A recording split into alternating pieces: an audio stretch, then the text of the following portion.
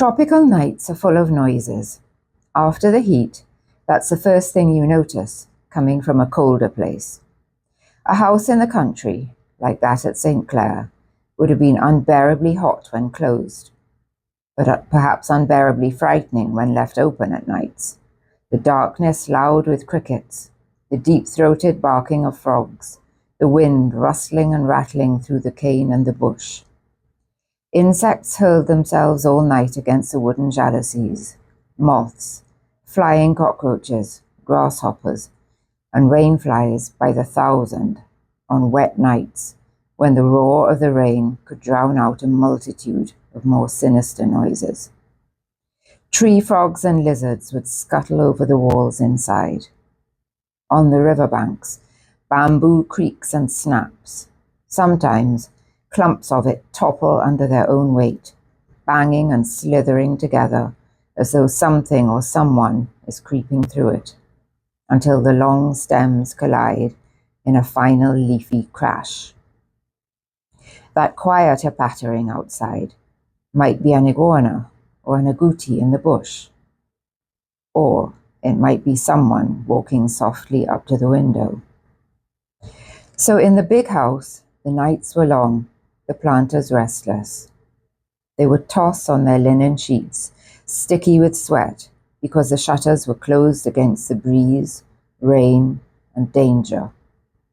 Between the stars and the fireflies, in the deep, steamy darkness of the tropical night, darker shadows walked through their dreams, armed with cutlasses and flambeaux, and they came from the slave huts to take their freedom and revenge, as they had done in other colonies, Haiti and Jamaica, Berbice and Demerara.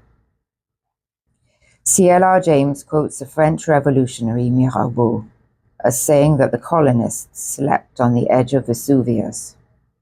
As James also writes, it didn't matter how badly enslaved people were treated, whether they were worked to death, or how brutally or how often they were beaten. The difficulty, he wrote, was that though one could trap them like animals, transport them in pens, work them alongside an ass or a horse, and beat both with the same stick, stable them and starve them, they remained, despite their black skins and curly hair, quite invincibly human beings, with the intelligence and resentment of human beings. The planters' fears skittered through the night like the bats that emerged at dusk. The only light on moonless nights came from the fireflies, flashing white against the dark forest, and the yellow glow of the cooking fires outside the slave huts. Once those fires were doused for the night, the enslaved workers slept the sleep of exhaustion, stretched out on mattresses of dried cane leaves, spread over beds of planks, or heaped on a beaten earthen floor. Even when they were not working, they couldn't escape the cane. A bell would ring before dawn, the sound loud by the slave huts, but small and tinny by the time it drifted over the fields on the sharp breeze that rubbed the tall stalks together. On some estates, a conch shell would be the signal that the workday had begun, though it was still dark. Silently they would rise, too tired and low-spirited for talk. Pull on another rag or two, dash water over your face, tie your head to keep the sun and the sweat out of your eyes.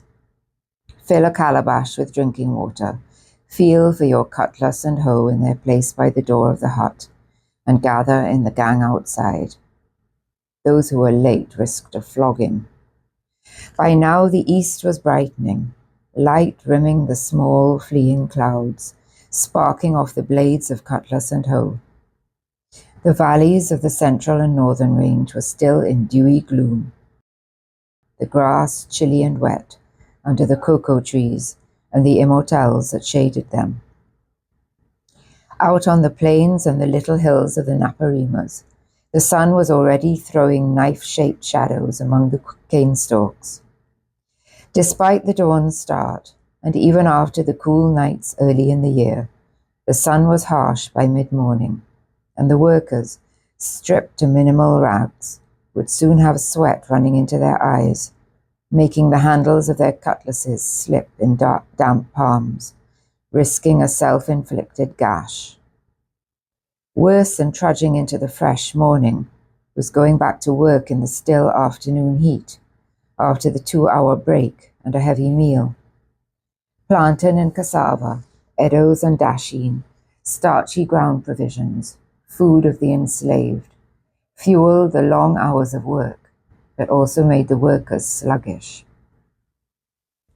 Even when they finally left the fields, as the color left the sky and the smoldering heat began to ebb, the long workday wasn't over. Field slaves had to gather grass daily for the estate's livestock. With luck, the workers might not have to search far for grass from the sides of the track that served as roads, the edges of fields, and the bush beyond that was not yet cultivated. Still, it had to be done every day before they could fetch water, cook, bathe, and rest. The whip awaited them otherwise. Everyone worked. Mrs. Carmichael reports blithely that children joined the vine gang at the age of 4, picking wild vines to feed the livestock. At 8 or 9, they would be sent to weed the canes with hoes. Minimizing their labors, Mrs. Carmichael reported, at first only 3 hours a day with the hoe, and that not without intermission. The rest of the day, they pick wild vines with their old comrades. At 16, she wrote, they were considered fit for adult work in the fields and in other gangs, classified according to their strength and capacity for work. There was no different treatment for women, except perhaps for those who had the misfortune to take the master's or the manager's fancy. Men were singled out for training in skilled trades such as coopers, blacksmiths, masons, carpenters, distillers, or headmen in the boiling house. For women who were not house servants, there was no option other than field laborer. The Anti-Slavery Society's abstract points out the drivers, in using their whips, never distinguished sex. Some overseers would spare pregnant women from working in the fields. Given the high mortality rate among enslaved workers and their children, one might expect that they would be given special care to ensure that they and their babies were healthy. But in practice, most were expected to work exactly as usual. For instance, the first report of the Protector of Slaves for the second half of 1824 records a punishment at the Chagaramas estate of Messieurs Lacrosse and Benoit Dare, where a woman named Françoise Masson was kept en prison 24 heures. This prison would have been a lockup, also known as a cachot or the dark hole. Her crime was ne voulant pas travailler à compte de sa grossesse, n'étant grosse que de 6 mois, et lui ayant donné des petits travaux. Not wanting to work because of her pregnancy, despite being only 6 months pregnant, and being given small tasks.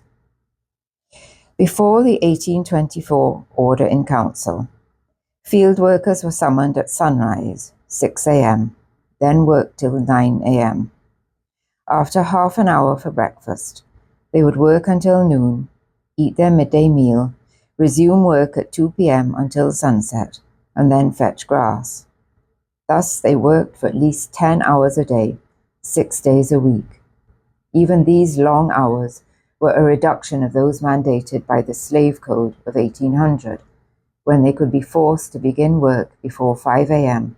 and work after 6 p.m. How strictly the new rules were enforced is questionable.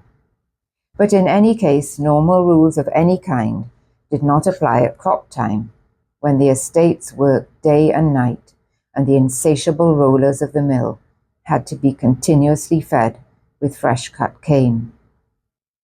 Domestic or personal enslaved workers might have lighter work than those in the field. Those serving in the house might have food from the master's table, better quality cast-off clothes, and did not work outside in the hot sun.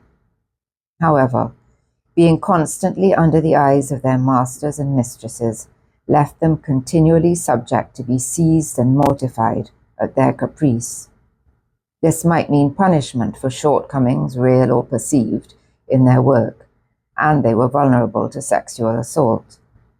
Furthermore, some personal enslaved workers were actually hired out as domestics or worked outside the house in various more or less skilled capacities, such as washerwomen, carpenters, blacksmiths, or traveling salespeople. Women in this category might be forced to prostitute themselves. When the Office of the Protector of Slaves was established in 1824, a common complaint made to the Protector by enslaved field workers was that they were worked too hard. Many complaints were dismissed as unjustified, though often the evidence is sparse or confusing because of the cursory notes made by the Protector and his assistants. After 1824, drivers and overseers were not supposed to carry whips, and there were rules about the administration of punishment. 24 hours were to elapse between an offence and the punishment, so that it was not inflicted capriciously or in blind anger. Until that time, and no doubt in many cases thereafter, overseers and managers routinely carried whips and used them as they pleased for impromptu punishment. The Anti-Slavery Society noted that enslaved field labourers worked in rows and without exception under the whip of drivers, a certain number of whom are allotted to each gang. By these means, the weak are made to keep up with the strong. From this cause, many of them are hurried to the grave. Apart from the long hours, strenuous work, and horrific treatment, living conditions in general contributed to high mortality rates of enslaved workers. The homes to which field workers returned at the end of the day were places to sleep, cook, and store their meagre belongings, and no more. Huts were clustered together at a distance from the estate house. Tapia is a Spanish word meaning earthen brick, but in Trinidad, where a few tapia houses still survive, it has come to mean the wattle and daub technique that Richard Bridgens describes in the text to his drawing, Negro Mode of Nursing, which shows slave huts in the background. He writes, "The walls, consisting of a kind of wickerwork, covered with a thick coating of mud, afford abundant protection in so fine a climate, and as they are kept neatly whitewashed, present an appearance of comfort which a European would not anticipate. The roof is thatched with what locally is called trash, that is, the dead leaves of the canes, which are stripped off 2 or 3 times during its growth." Mrs. Carmichael says the size of their huts depended on the rank of the enslaved people and might vary between 15 feet by 20 to 25 by 30, with 2 or 3 rooms. There are many far smaller old chattel houses still in Trinidad, Tobago, and other islands, so these dimensions seem implausibly large for slave huts. Those in Bridgens' drawings, as well as being smaller than the dimensions given by Mrs. Carmichael, are roughly built and not at all sturdy looking. The roofs are steeply pitched, perhaps to encourage water to run off, and despite Bridgens' claims, they do not look weatherproof against Trinidad's torrential rains. They must also have been ferociously hot and stuffy, even or perhaps especially in the rain, with the door and only one tiny window with a wooden shutter as the only openings. Inside, many occupants not only had no beds, but also no bedding, except the cane leaves or a coarse blanket. Some had boards or mats to sleep on, and perhaps stools or benches. Cooking was done on a fire outside, perhaps in a coal pot, a tiny iron stand in which charcoal was burned under a metal grill on which the cooking pot rested. In wet weather, the coal pot would be brought inside or set in the doorway if the rain was not blowing in. A Dr. George Pinkard, writing in 1806, described slave huts in Barbados as being commonly of very coarse construction. dark, close, and smoky.